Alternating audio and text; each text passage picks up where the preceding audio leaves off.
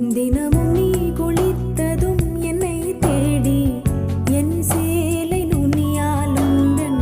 தலை துடைப்பாயே அது கவிதை திரு